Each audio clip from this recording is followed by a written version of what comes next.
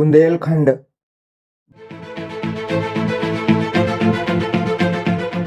भारत की ऐसी पावन धरती जहाँ की मिट्टी केवल मिट्टी नहीं थी बल्कि शौर्य, बलिदान और स्वाभिमान का प्रतीक थी। यह वही भूमि थी जहाँ जन्म लेते ही बालक के हृदय में तलवार की चमक बस जाती थी और माताएं अपने पुत्रों को पालने में नहीं, रणभूमि के लिए तैयार करती थीं।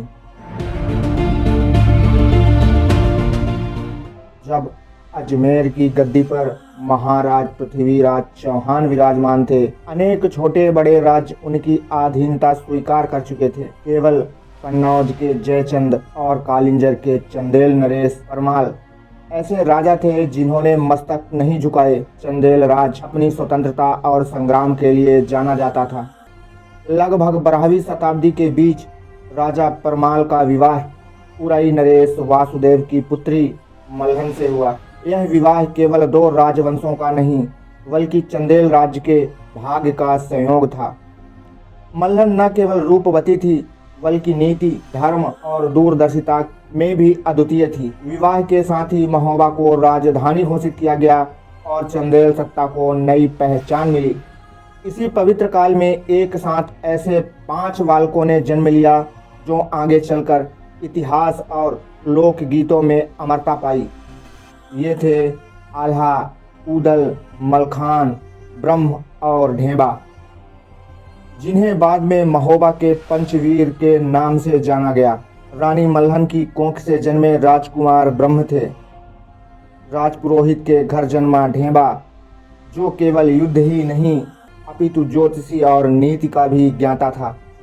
लोक कंठों में आज भी गूंजता है कि संकट में सच्चा साथ यदि किसी ने किया था तो वह ढेबा था। सिरसा की धरती पर तिलका देवी ने मलखान को जन्म दिया, जिनका शरीर मानो वज्र से गढ़ा गया हो।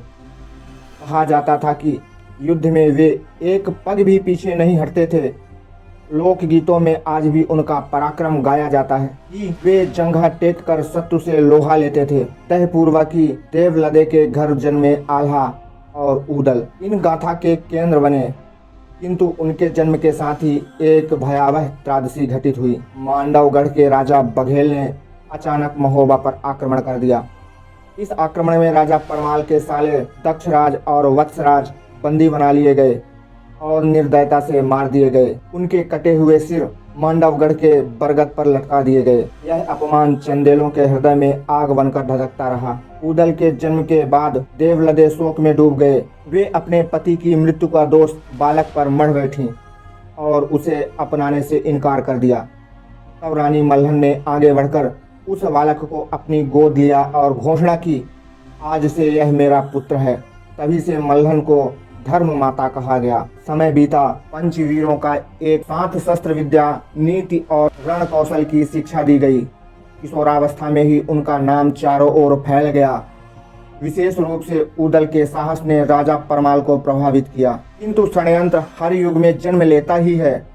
ऊदल के मामा माहिल, जो ईर्षा और कुटिलता में डूबे थे, दरबार में आकर ऊदल की वीरता पर प्रश्न चिन्ह लगाने लगे। उन्होंने उस रहस्य को उजागर कर दिया जिसे राजा परमाल छिपाए रखना चाहते थे कि मांडवगढ़ में ऊदल के पिता और चाचा के सिर टंगे हैं। यह सुनकर ऊदल के भीतर प्रतिशोध की अग्नि भड़क उठी। माता ने उन्हें रोकना चाहा, किंतु धर्म माता मल्हन ने कहा, जिसे विधि ने शौर्य के लिए चुना है उसे रोका नहीं जाता। उन्होंने ऊदल को धर्म युद्ध के नियम सिखाए।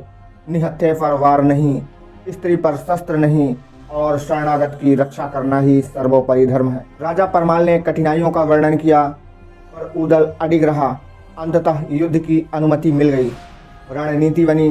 पंचवीरों ने योगी का वेश धारण कर मांडवगढ़ में प्रवेश किया। उन्होंने छल नहीं बुद्धि से मार्ग खोजा। रानी कुशला और राजकुमारी विजय सेना से भेंट हुई। भजन, विनय और संयम से उन्होंने विश्वास जीता।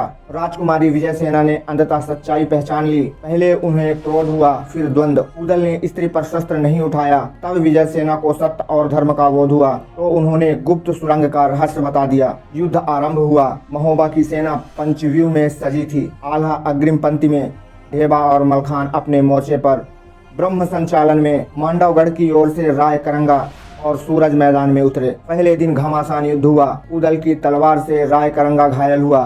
दूसरे दिन पुनः संग्राम छिड़ा। भूमि रक्त से लाल हो गई। तलवारों की टंकार और वीरों की गर्जना से आकाश कांप उठा। लोकगीत कहते हैं भुजाएं थकती नहीं थी और वीर गिरकर भी लड़ते रहते थे। युद्ध अपने चरम पर पहुंचा जब उदल और राय करंगा आमने सामने आए।